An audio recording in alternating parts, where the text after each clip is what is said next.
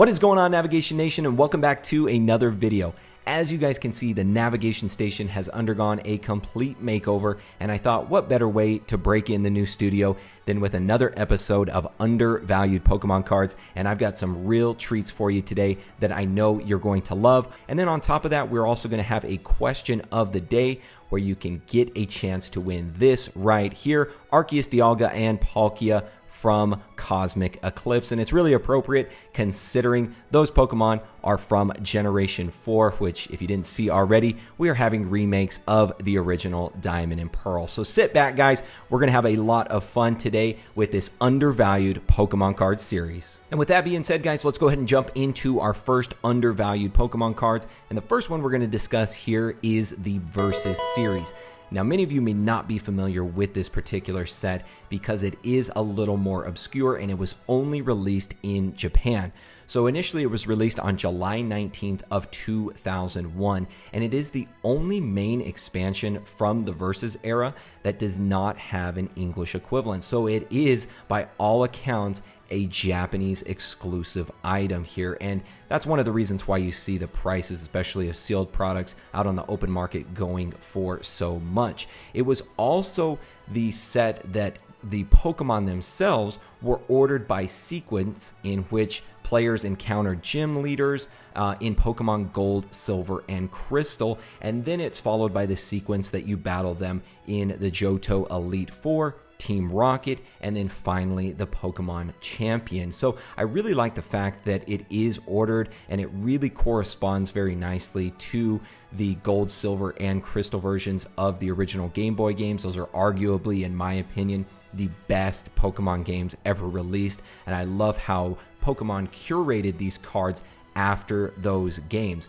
This is also the first Japanese expansion to include secret rare cards. Believe it or not, guys, this was the first set to feature these type of cards, and it was also the first to release first edition prints. You guys might have thought it came out earlier than that, but it was the Versus series, in Japanese at least, that were the first to release first edition prints. We're starting to check off a lot of things here, as you guys are seeing, a lot of firsts, a lot of unique characteristics about this set, and that's what's really pointing it out to me as an undervalued or perhaps overlooked set.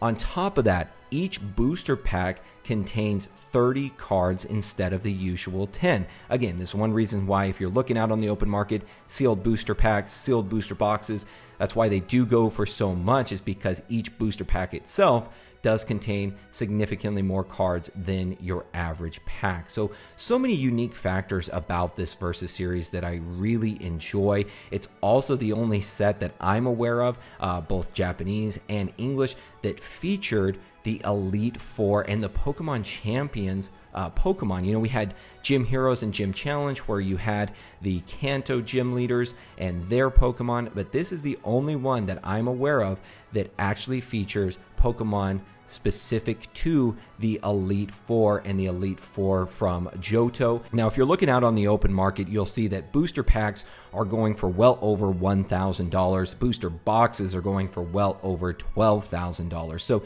again, these are kind of outside of the realm of being undervalued or underrated. Really, to me, the better opportunity is with the graded cards. And if you're looking out on eBay, Mercari, many of these different sources, you will find that a lot of the graded cards are actually through CGC.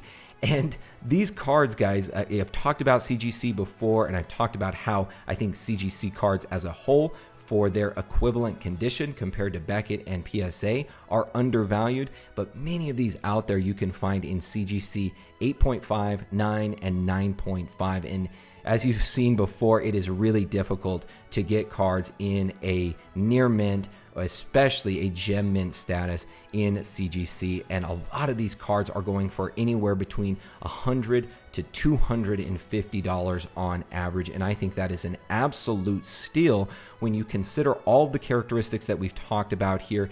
The fact that they do relate to the original games, the fact that it does not have a English equivalent, and on top of that, these cards have first edition stamps. There's a particular card in here, Lance's Charizard, a Charizard with a first edition stamp that is tied to a particular gym leader, or in this case, Elite Four member.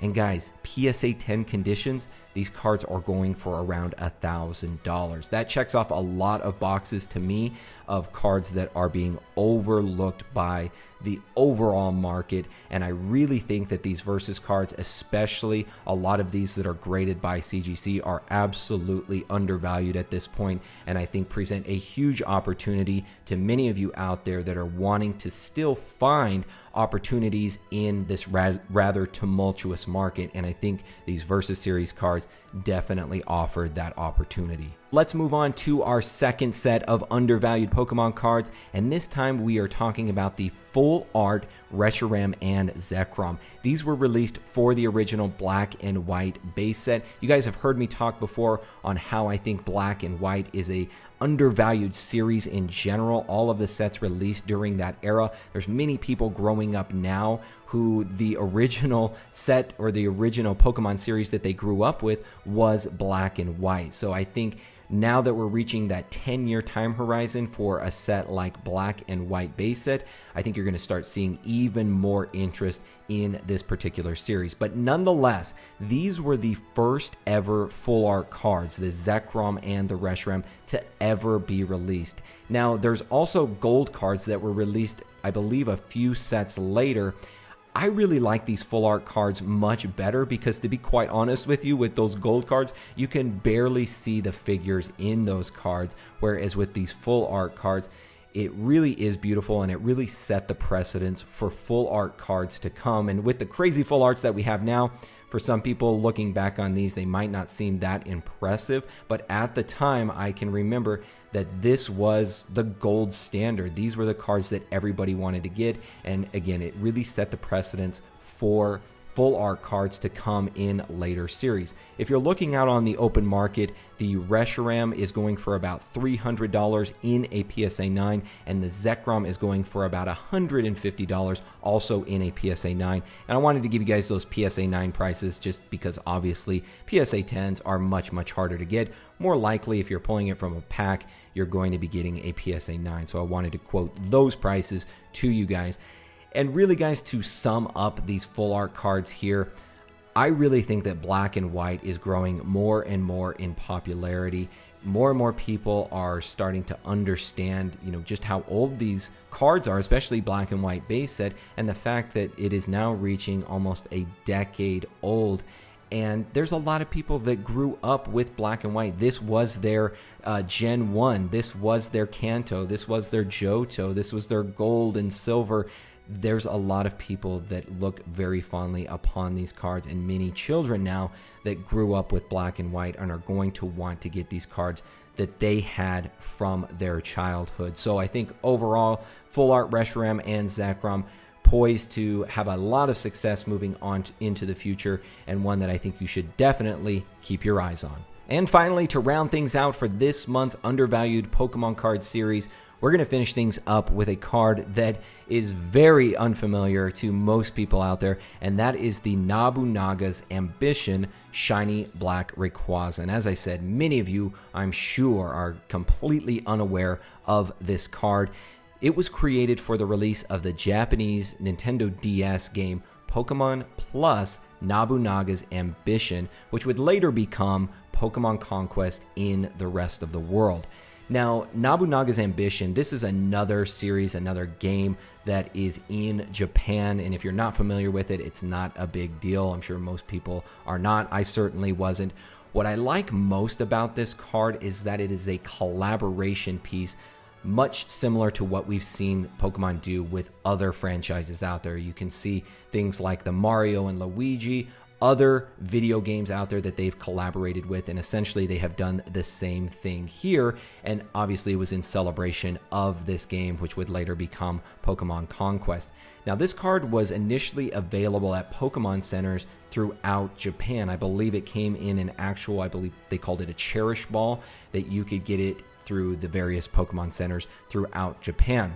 Now, as I said, other collaborations that we've seen in the past have done really well long term. You look at those Mario and Luigi Pikachu cards, those have just absolutely skyrocketed. Other collaborations that we've seen, the Scream series, again, all of these collaborations, they do have lasting value, at least from what we've seen or what history has given us.